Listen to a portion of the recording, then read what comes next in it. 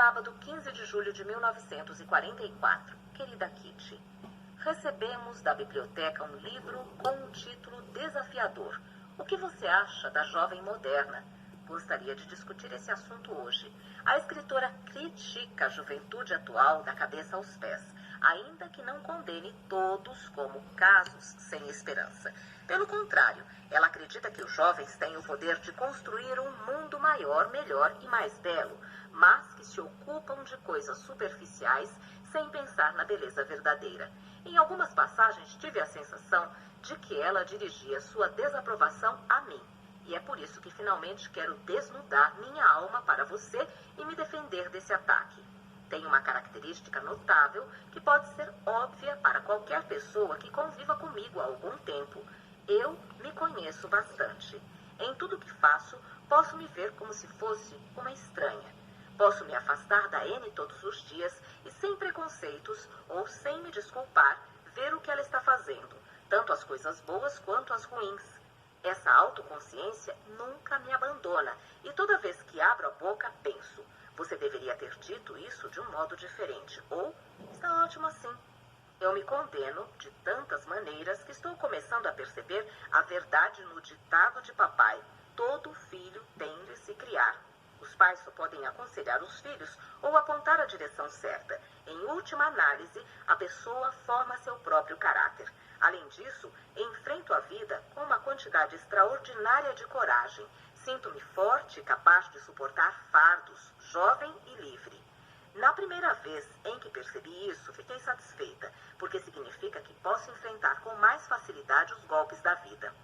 Mas já falei muito sobre esse tipo de coisa. Agora gostaria de passar ao capítulo Papai e Mamãe Não Me Entendem. Meus pais sempre me mimaram demais, me trataram com gentileza, me defenderam dos Van Damme e fizeram tudo que os pais podem fazer. E mesmo assim, na maior parte do tempo, me senti extremamente sozinha, abandonada, negligenciada e mal compreendida. Papai fazia todo o possível para curvar meu espírito rebelde, mas não adiantava. Eu me curei observando meu comportamento e olhando o que fiz de errado. Por que será que papai não apoiou minha luta? Por que falhou quando tentou me oferecer auxílio? A resposta é: ele usou os métodos errados. Ele sempre falou comigo como se eu fosse uma criança passando por uma fase difícil. Parece maluco, já que papai é a única pessoa que me deu um sentimento de confiança e fez com que eu me sentisse como uma pessoa sensível. Mas deixou de enxergar uma coisa: não conseguiu ver que essa luta para triunfar sobre minhas dificuldades era mais importante para mim do que qualquer outra coisa. Eu não queria ouvir falar de problemas típicos da adolescência, de outras garotas ou de você vai superar isso. Não queria ser tratada como todas as outras garotas, mas como Anne com seus méritos próprios. E Pim não entendeu isso. Além do mais, não consigo confiar em alguém que não me conte muita coisa sobre si próprio. E como sei muito pouco sobre ele, não consigo me sentir mais íntima. Pim sempre age como um pai idoso, que já teve os mesmos impulsos fugazes, que não consegue mais se relacionar comigo como se fosse um amigo, apesar de tentar muito. Em resultado, nunca contei a ninguém minha visão da vida ou minhas teorias longamente pensadas, a não ser ao meu diário, e de vez em quando a Margot. Escondi de papai tudo que tivesse a ver comigo, nunca compartilhei meus ideais com ele, me afastei deliberadamente. Não poderia ser de outro modo. Eu me deixei ser guiada totalmente pelos sentimentos. Foi uma coisa egoísta, mas fiz o que era melhor para minha paz interior. Eu perderia essa paz e perderia também a autoconfiança em que investi tanto tempo de trabalho se me sujeitasse às críticas durante esse trabalho. Pode parecer dureza de coração, mas também não posso aceitar as críticas de Pim, porque não apenas deixei de compartilhar com ele meus pensamentos mais íntimos, como o afastei ainda mais ao me mostrar irritada. Essa é uma coisa em que penso frequentemente. Por que será que algumas vezes Pim me incomoda tanto? Mal suporto quando ele me ensina alguma matéria e seu afeto parece forçado. Quero ficar só e preferiria que Pim me ignorasse durante algum tempo, até que eu tivesse certeza do que quero quando falo com ele. Ainda morro de culpa por causa daquela carta horrível que escrevi para ele quando me sentia tão mal. É difícil ser forte e corajosa em todos os sentidos. Mesmo assim, este não foi meu maior desapontamento. Não, eu penso em Peter muito mais do que em papai. Sei muito bem que ele foi uma conquista minha, e não o contrário. Criei na mente uma imagem dele, pintei-o como um rapaz calmo, doce e sensível, necessitando de amizade e amor.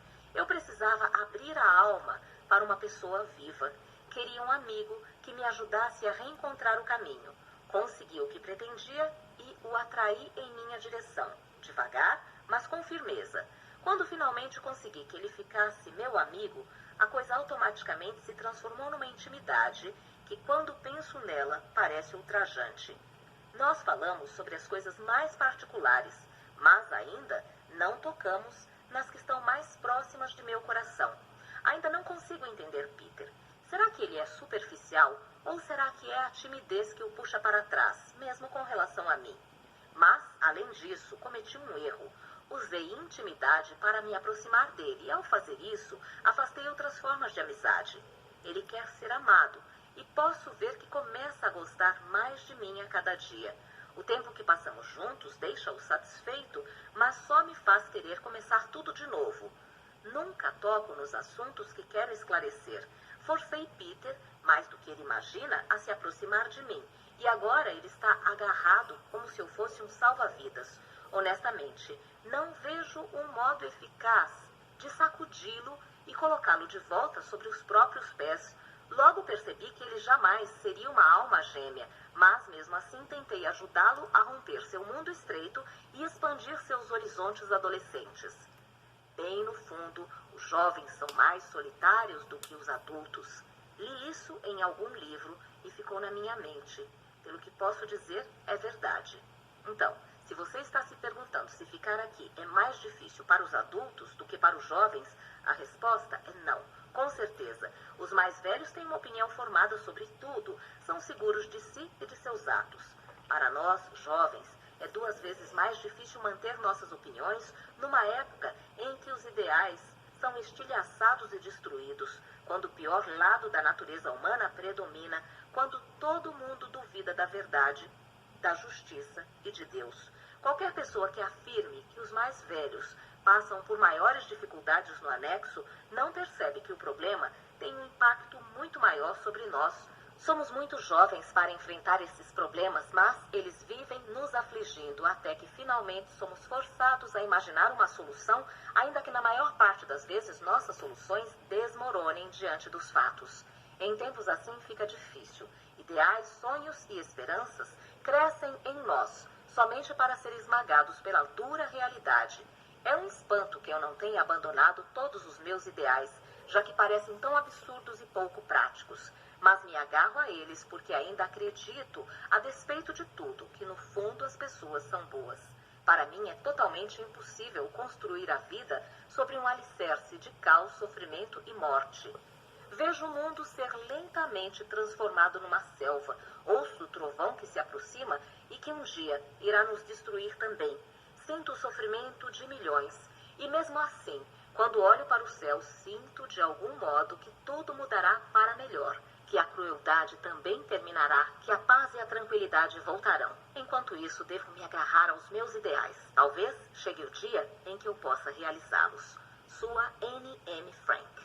Sexta-feira, 21 de julho de 1944. Querida Kitty, finalmente estou ficando otimista. Agora, finalmente, as coisas vão bem, de verdade. Ótimas notícias. Tentaram assassinar Hitler e pela primeira vez não foram comunistas judeus ou capitalistas ingleses, mas um general alemão que não somente é um conde, mas também é jovem. O Führer deve sua vida à providência divina. Escapou, infelizmente, apenas com algumas pequenas queimaduras e arranhões. Vários oficiais e generais que estavam perto foram mortos ou feridos. O chefe da conspiração foi morto. Até agora, esta é a melhor prova de que muitos oficiais e generais estão cheios da guerra e gostariam de ver Hitler afundando num poço sem fundo para que possam estabelecer uma ditadura militar, declarar paz com os aliados, se rearmar e depois de algumas décadas começar uma nova guerra. Talvez a providência esteja deliberadamente atrasando o tempo de se livrar de Hitler, já que para os aliados é muito mais fácil e mais barato deixar que os impecáveis alemães matem uns aos outros. É menos trabalho para os russos e os ingleses, e isso permite que comecem a reconstruir suas cidades muito mais cedo. Mas ainda não chegamos a este ponto, e eu odiaria antecipar o glorioso evento. Mesmo assim, você provavelmente percebeu que estou dizendo a verdade, toda a verdade, e nada mais do que a verdade. Pela primeira vez, não estou soltando conversa mole sobre altos ideais.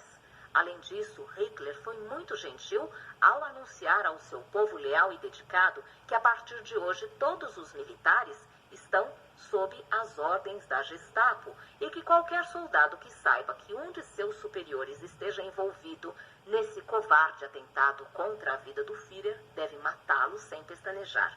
Vai ser uma bela embrulhada. Os pés de Hans estão doendo depois de uma longa marcha e seu comandante berra com ele. Hans pega o fuzil e grita: "Você aí, você tentou matar o Führer, tome isso."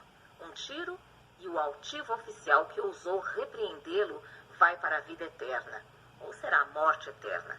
Com o tempo, cada vez que um oficial se dirigir a um soldado e der uma ordem, vai estar praticamente mijando nas costas, porque o soldado terá mais poder do que ele.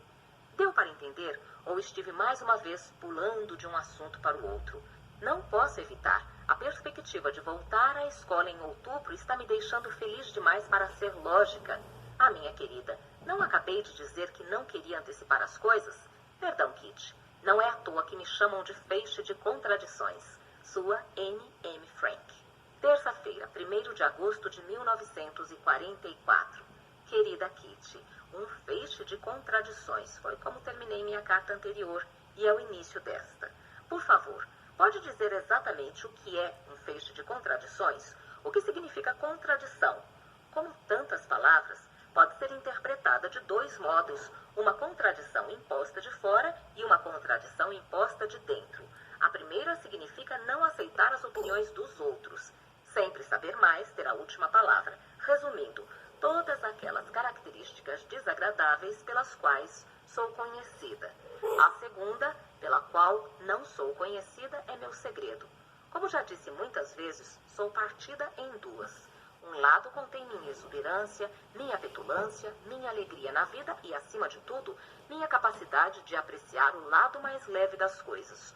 Com isso quero dizer que não acho nada errado nos flertes, num beijo, num abraço, numa piada pesada. Este meu lado costuma ficar à espreita para emboscar o outro, que é mais puro, mais profundo e melhor. Ninguém conhece o lado melhor de Anne, e é por isso que muita gente não me suporta. Ah, eu posso ser um palhaço divertido durante uma tarde, mas depois disso todo mundo se enche de mim durante um mês. Na verdade, sou aquilo que um filme romântico representa para um pensador profundo. Uma simples diversão, um interlúdio cômico. Algo a ser logo esquecido. Que não é ruim, mas que certamente não é particularmente bom. Odeio ter de dizer isso. Mas por que eu não deveria admitir, já que conheço a verdade? Meu lado mais leve, mais superficial, vai sempre tirar vantagem do lado mais profundo. E com isso vencerá sempre. Você não pode imaginar quantas vezes tentei empurrar para longe essa N, que é somente a metade do que se conhece como N. Derrubá-la, escondê-la, mas isso não funciona. E sei por quê. Tenho medo de que as pessoas que me conhecem descubram que tem um outro lado, um lado melhor e mais bonito.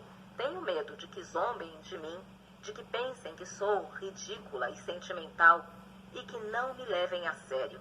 Estou acostumada a não ser levada a sério, mas somente a N leviana consegue lidar com isso. A N mais profunda é fraca demais. Se eu forçar a N boa ao palco por pelo menos 15 minutos, ela se fecha como um marisco no momento em que é chamada a falar e deixa a N número 1 dizer o texto. Antes que eu perceba, ela desapareceu. Assim, a N boa nunca é vista acompanhada. Ela nunca aparece, ainda que quase sempre assuma o palco quando estou sozinha. Sei exatamente como gostaria de ser, como sou por dentro, mas infelizmente só sou assim comigo mesma. E talvez seja por isso, não tenho certeza, de que este é o motivo.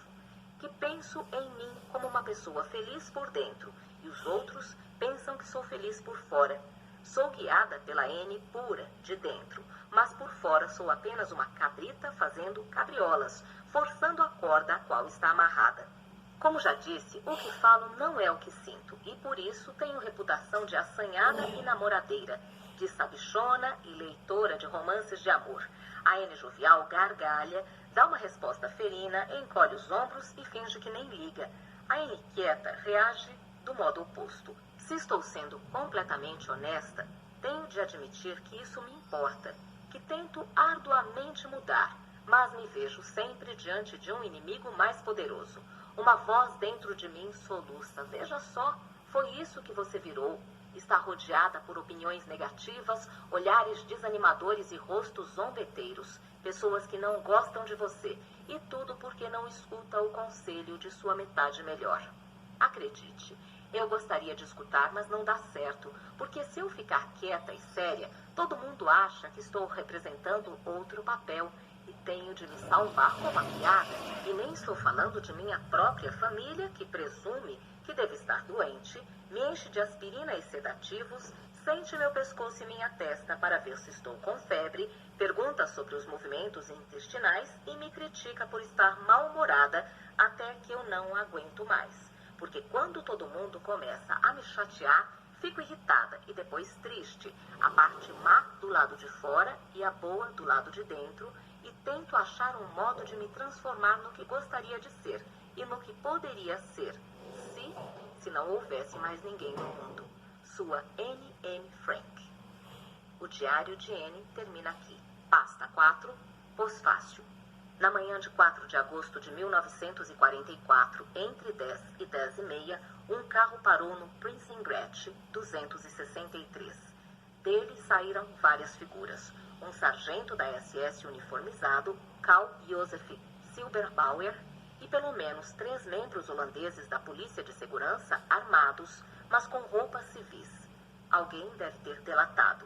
Eles prenderam as 8 pessoas que estavam escondidas no anexo, além de Victor Kugler e Johannes Kleiman, mas não levaram Miep Dies e Elisabeth Bepp Fuscal, e pegaram todo o dinheiro e os objetos de valor que encontraram. Kugler e Kleiman foram levados a uma prisão em Amsterdã. No dia 1º de setembro de 1944, foram transferidos sem julgamento para um campo em Amersfoort, Holanda. Kleiman, devido aos problemas de saúde, foi solto em 18 de setembro de 1944. Continuou em Amsterdã até sua morte em 1959. Kugler conseguiu fugir da prisão em 28 de março de 1945, quando estava sendo mandado com outros prisioneiros para trabalhos forçados na Alemanha. Emigrou para o Canadá em 1955 e morreu em Toronto em 1989. Elisabeth Bepp Fuscal morreu em Amsterdã em 1983. Miep Santrouchitz ainda mora em Amsterdã. Seu marido morreu em 1993. Depois de presos, os 8 moradores do anexo foram levados primeiro para uma prisão em Amsterdã e depois transferidos para Westerbork, campo de triagem para judeus no norte da Holanda. Em 3 de setembro de 1944, foram deportados e chegaram 3 dias depois a Auschwitz, na Polônia. Hermann van Pils, entre parênteses Van Damme, segundo o testemunho de Otto Frank, morreu na câmara de gás de Auschwitz em outubro ou novembro de 1944. Pouco depois disso, as câmaras foram desativadas. Auguste van Pils, entre parênteses Petronella Van Damme, foi transportada de Auschwitz para Bergen-Belsen e daí para Buchenwald, depois para Theresienstadt, em 9 de abril de 1945. E aparentemente para outro campo de concentração depois disso. É certo que não sobreviveu, mas não sabemos a data de sua morte. Peter Van Pils, entre parênteses Van Damme, foi forçado a participar da Marcha da Morte em 16 de janeiro de 1945, de Auschwitz até Mauthausen, na Áustria, onde morreu em 5 de maio de 1945, 3 dias antes de o campo ser libertado. Fritz Pfeiffer, entre parênteses Alberto do Céu, morreu em 20 de dezembro de 1944 no campo de concentração de Neuengamme, para onde fora transferido de Buchenwald ou de Sachsenhausen. Edith Frank morreu em Auschwitz-Birkenau, em 6 de janeiro de 1945, de fome e exaustão. Margot e Anne Frank foram transportadas de Auschwitz no fim de outubro e levadas para Bergen-Belsen, campo de concentração perto de Hannover, Alemanha. A epidemia de tifo que rompeu no inverno de 1944-45, em resultado das horríveis condições de higiene, matou milhares de prisioneiros, inclusive Margot e alguns dias depois Anne. Ela deve ter morrido no final de fevereiro ou início de março. Os corpos das duas garotas foram provavelmente enterrados nas valas comuns de Bergen-Belsen. O campo foi libertado por tropas inglesas em 12 de abril de 1945.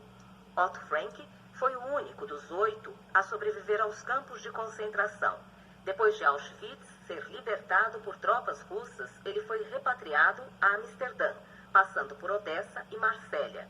Chegou a Amsterdã em 3 de junho de 1945 e ficou até 1953, quando mudou-se para Basileia, Suíça, onde morava a família de sua irmã e mais tarde seu irmão. Casou-se com Elfried Markowitz Geiringer, nascida em Viena, que sobrevivera a Auschwitz e perdera o marido e o filho em Malzheim. Até sua morte, em 19 de agosto de 1980, Otto Frank continuou a morar em Birsfelden, perto de Basileia, onde se dedicou a espalhar a mensagem do diário de sua filha às pessoas de todo o mundo.